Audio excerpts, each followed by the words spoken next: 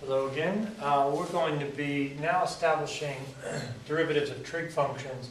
This video will address three of them: sine, cosine, and tangent. So first, I'd like to recall a couple of different limits. These are not derivatives, just to be clear. These are just the limits of two special functions. One is sine x over x. If you let x get close to 0, this function gets close to 1. Now, just to give you a little bit of background as to why that's the case, I'm going to draw, so here's my coordinate plane.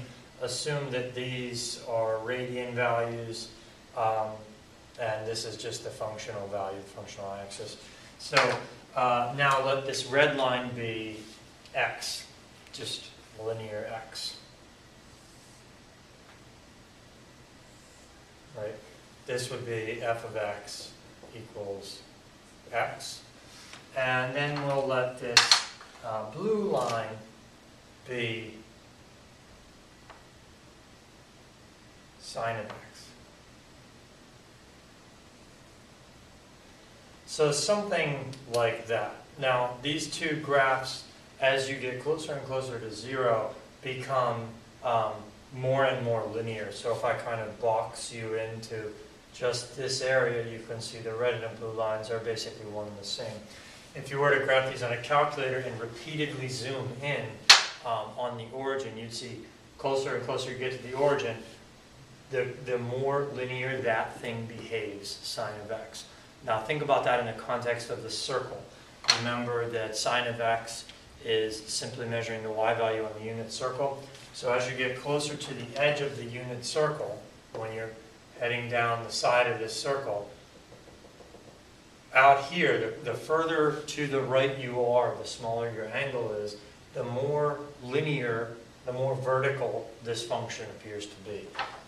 So anyway, this is a limit from last year that you've learned. Also, there's a pretty involved proof having to do with this one that involves drawing a unit circle, creating a triangle within that unit, or within that sector, if this is part of our unit circle right here. There's a triangle within that sector, and then also you can create another triangle that forms a right angle at that point. And by setting an inequality, saying that the area of this little triangle is less than the area of the sector, and the area of the sector is less than this outer triangle that makes a right angle out here, you can create an inequality and sandwich. You can use the sandwich theorem to prove that this result is true. Similarly, you can prove this result, which is that cosine of x minus 1 over x, when x gets close to 0, you get 0. Notice it's not 1, it's 0. Okay, so we need those two guys in our back pocket. Sorry for the bell. All right, so now we're going to consider the function f of x equals sine of x. And we're going to find its derivative.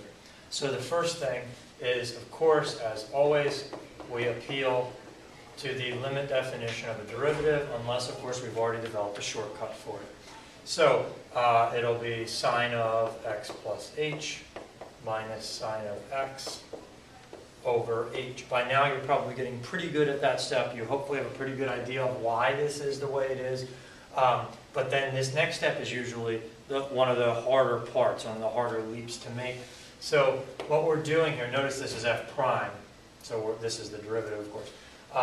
What we're going to do now is use our trig knowledge. We know that sine of alpha plus beta is equal to a certain quantity. You may remember it as sine is snooty or something like that. So anyway, complete this statement for yourself. Maybe press pause and do that for yourself. Yeah, so go ahead. Okay, so sine x cos h plus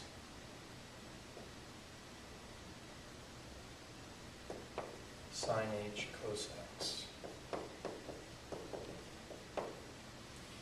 minus sine x. Okay, now we're just going to do a little bit of reordering in the numerator.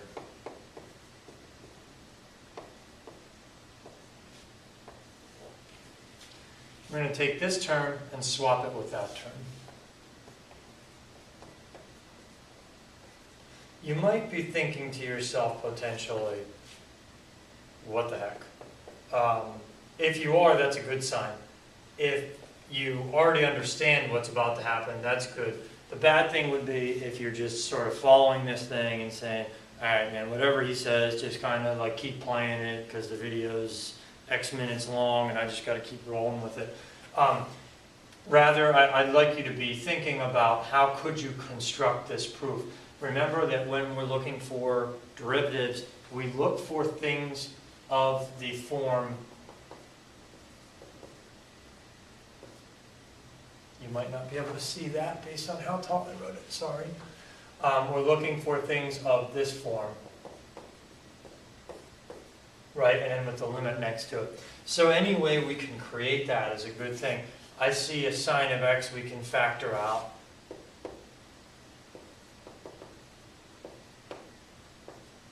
And of course in this particular problem, we're going to use one of these two limits, or both. So we factor a sine.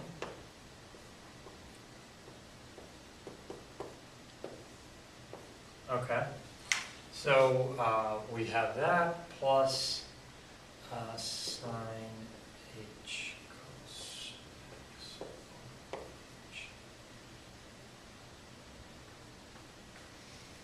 Okay. Now, I said before we kind of want to look for these things.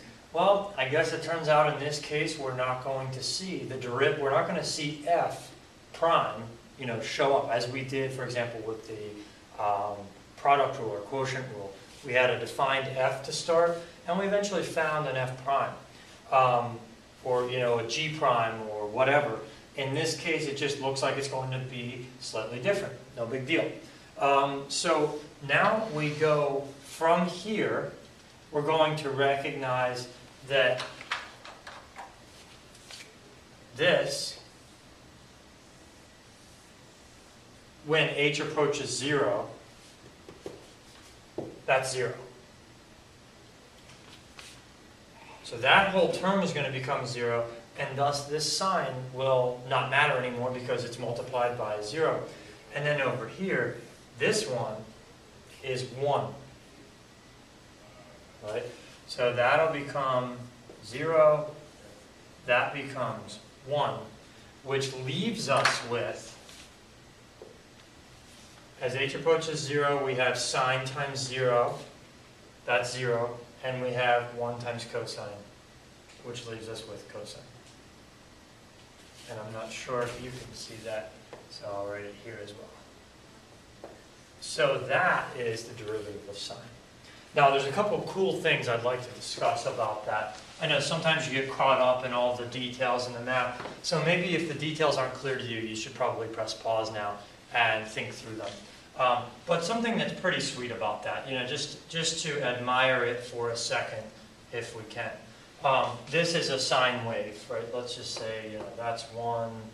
Think about where that is. Hopefully it's coming back to you pretty quickly. This should be pi over 2. This is pi, etc. What this is saying is if you drop a point down on the sine wave, say there, that the slope of the tangent line is equal to the cosine of that angular value. So for example, at this point, we know that the slope of the tangent line should be, if I draw a little dotted line here, the slope of the tangent line pretty clearly looks like it's 0 to me. But the nice thing about this is that all you have to do is substitute this angular value into cosine.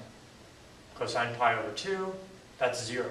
So the cool thing about sine and cosine is that when dealing with the sine wave, anywhere you are, if you want to know, for example, what's the slope of the tangent line here? Well, clearly it's positive. All you have to do is take whatever this angle is and substitute it into cosine, and you'll know exactly the instantaneous rate of change, also known as the slope of the tangent line, also known as the derivative. So that's pretty sweet. Now that we have that established, let's do cosine. If g of x is cosine, I'm not going to do the proof. It's very similar, but it turns out that cosine's derivative is negative sine. Okay, So, and what I would encourage you to do is prove this, and I actually put that in the assignment, but you know, my advice is establish this, and try to establish it from first principles. You know how a derivative is defined, limit as h approaches 0, f of x plus h minus f of x over h.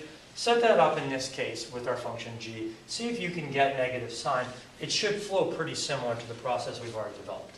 Now, another cool thing about these trig derivatives is that if you start with the function f as sine, f prime I've just stated to you, and hopefully you'll prove for yourself. I'm sorry, f prime I proved to you. Now f double prime, this is the one I stated, and you can prove for yourself. This would be the derivative of cosine is negative sine. Now, the third derivative, f triple prime, sorry, 3 equal signs, not necessary. F triple prime is, remember, treat this negative as a negative 1 sine x. And what you would do with that typically, of course, is you would take the derivative of sine of x, which is cosine of x, and then you'd multiply it by that scalar. Okay, and now we get to taking the fourth derivative. Notice that my 4 is in parentheses. That's proper notation when you get higher than 3. Also, sometimes you'll see, sometimes people will use little Roman numerals in there as well. So I'm going to stick with what I've got. Now, in this case, again, pretend there's a negative 1 there. The derivative of cosine is negative sine times negative 1, and you're right back to the original. So this is a cyclic process, and there's only 1, 2, 3, 4, and then you repeat the original function again.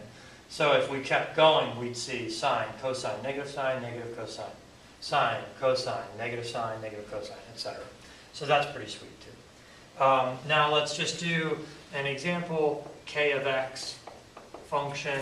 So this is an example. Just a quick one is, I don't know, 5 sine x. Then k prime of x would be 5 cosine of x. Okay, and I'm going to get rid of this proof and give room for the establishment of tangent's derivative. I'm not going to go through it in great detail. I'm just going to give you a little taste of it. If we define, you know, again, f of x to be tangent of x, then f prime of x, well, you'd have to go through that whole process. And maybe you're not so good with your sum and difference identities from trig with tangent. My advice would be this. Just write tangent as sine over cosine.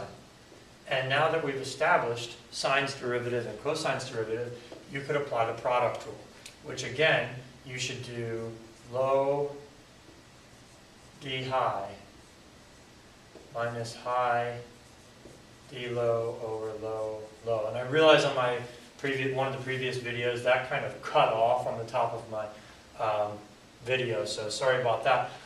Low d high minus high d low over low low. And then you can take that calculation through doing cosine times the derivative of sine minus sine times derivative of cosine over cosine squared. Do a little manipulation for it, and you should find what the derivative of tangent is. And in the assignment, I'll also ask you to do the same process using the quotient rule for secant, cosecant, and cotangent. And these are all things that you'll need to have in your brain for IB. Obviously, you can use the formula packets as well, but I want you to really know where these things come from. And hopefully also this has given you a little bit of an appreciation for the way those trig functions interact with the fact that, first of all, the derivatives are cyclical, and then also that the rate of change of sine is cosine, which is pretty cool as well. So that's that.